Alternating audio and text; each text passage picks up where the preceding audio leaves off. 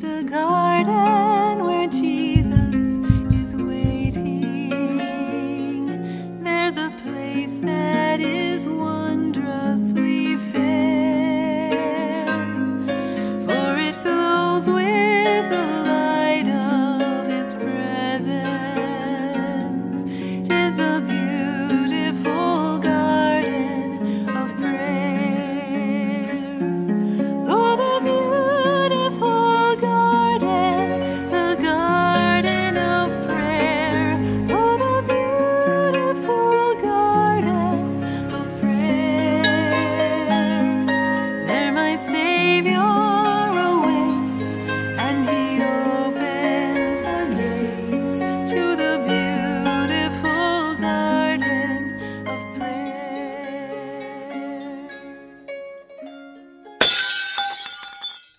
Le lieu de la tentation. Que peut signifier cette prière?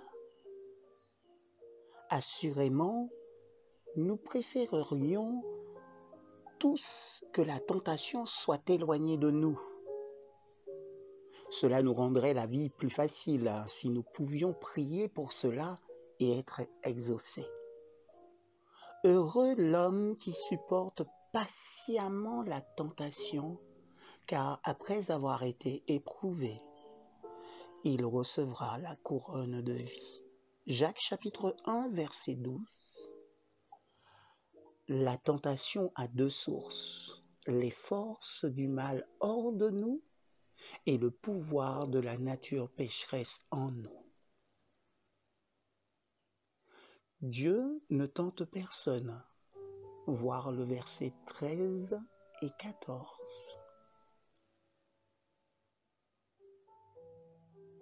Si nous n'étions pas si faibles et aveugles, les tentations perdraient leur pouvoir.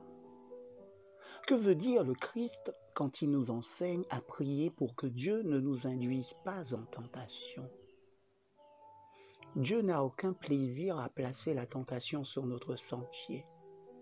Cependant, Dieu place bel et bien ceux qui lui appartiennent, comme Abraham, Joseph, Daniel et même Jésus en personne, dans des circonstances prévues pour tester la force de leur foi et de leur consécration.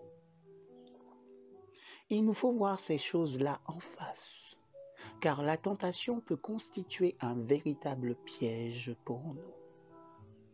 Nous ne pouvons empêcher le monde et le diable de nous tenter, mais Dieu nous fortifiera pour faire face aux situations et aux circonstances qui, sans cela, auraient raison de nous dans les domaines où nous sommes faibles.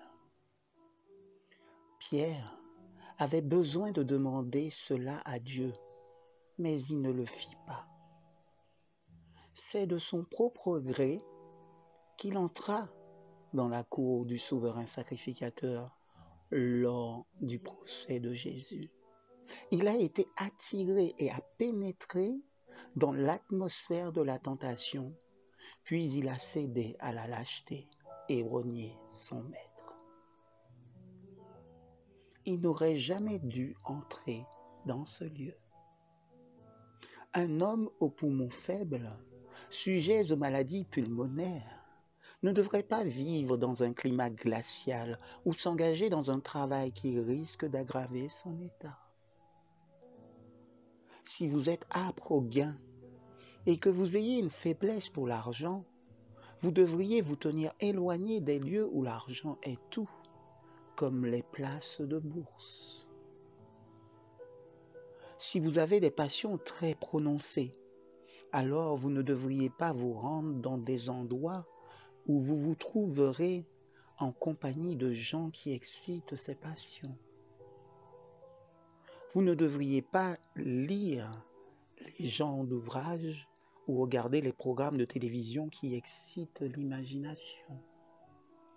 Il vous faut demander à Dieu de vous préserver des situations du moins qui ne peuvent que vous mener à votre propre destruction.